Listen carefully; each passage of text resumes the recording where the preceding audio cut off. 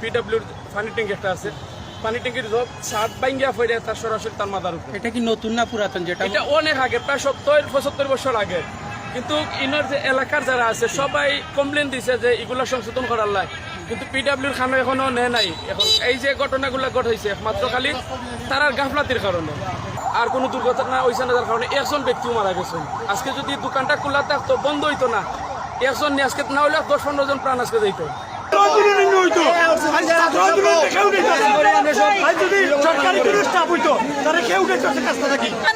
আমাদের ভাই একজন লাশ পড়ে আছে, মানুষের জীবন বড় না চাকরি বড়, কিন্তু আমাদের ভাইকে একটা সহানুভূতি দেখার মতন একজন আইসো না, পাশে দাঁড়াইছি না।